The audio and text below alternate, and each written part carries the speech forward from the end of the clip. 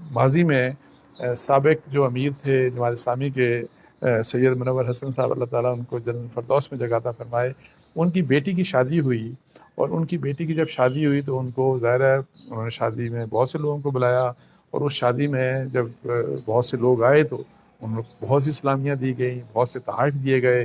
سو جو والیوم تھا ان کو سلامیاں دینے کا یا جو پیسہ دیا گیا یا گفٹس دیے گئے وہ بہت زیادہ تھا. تو آپ کو پتہ ہے کہ انہوں نے کیا کیا کہ انہوں نے جتنا بھی وہ گفٹس تھے اور جتنا بھی وہ پیسہ تھا وہ انہوں نے سارے کا سارا جماعت اسلامی کے بیت المال میں جمع کرا دیا. اور یہ کہا انہوں نے اپنے بیٹی سے کہا، اور جس کو بھی میرا خیال ہے اس کا ریفلیکشن آیا کہ انہوں نے یہ کہا کہ مجھے یہ جو تحائف ملے، جو ساری اسلامیہ میری بیٹی کی شادی کے اوپر ملی، یہ مجھے اس لیے ملی کہ میں جماعت اسلامی کا امیر تھا. اگر میں جماعت اسلامی کا امیر نہ ہوتا، اگر میں کوئی عام شخص ہوتا تو مجھے اس طرح سے یہ چیزیں نہیں ملنی تھیں، مجھے اس طرح سے اسلامیہ، اس طرح سے پیسہ، یہ گفٹس نہیں ملنے تھے. تو اس کا حق میرا نہیں بلکہ اس کا حق اس جماعت اسلامی کو ہے جس سے میرا تعلق ہے. تو یہ بات میں حیران ہوں، میں پریشان ہوں اس بات کے اوپر کہ یہ بات کیوں نہیں سوچی ہمارے مطلب ہے کہ تمام جتنے بھی یہ جو ہمارے وزیر اعظم رہے، جو صدر رہے. سید منور حسن صاحب جماعت اسلامی کے جو امیر تھے، ان کے بارے میں ایک واقعہ آپ کو سنانا چاہتے ہیں. جب سید منور حسن صاحب جماعت اسلامی کے امیر تھے تو اس وقت ان کی صاحبزادی کی شادی تھی. پاکستان کی روایت ہے کہ جب بھی کسی کی بیٹی کی شادی ہوتی تو لوگ تحائف لے کے آتے ہیں، لوگ سلامیاں بھی پیش کرتے ہیں، آپ کو پتہ ہوگا. تو سید منور حسن صاحب کی صاحبزادی کو اور سید منور حسن صاحب کو بہت سارے لوگوں نے بہت سارے تحائف دیے، جو عموماً پاکستان کی روایت ہے. جب یہ تحائف سارے مل گئے اور انہیں اسلامیوں کو رقم مل گئی تو انہوں نے سب چیزیں وصول کی، اور وصول کرنے کے بعد جب بیٹی رخصت ہو گئی تو وہ سارے تحائف اور ساری رقم لے کے وہ منصورہ پہنچ گئے جو جماعت اسلامی کا مرکز ہے. وہاں پہنچ کے انہوں نے خزانچی کو بلوا کے اسے کہا کہ یہ سارے تحائف جو ہیں یہ منور حسن کو نہیں ملے، یہ امیر جماعت اسلامی کو ملے. اگر میں آج جماعت اسلامی کا امیر نہ ہوتا تو ان میں سے ایک بھی تحفہ مجھے نہیں ملنا تھا.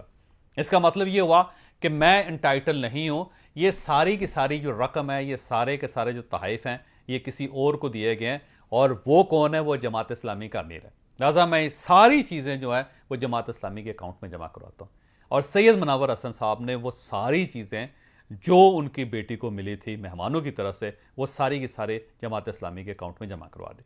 ایک چھوٹی سی مثال ہے، لیکن یہ مثال ثابت کرتی ہے کہ اگر آپ لیڈر ہیں تو پھر آپ کا دل اتنا بڑا ہونا چاہیے.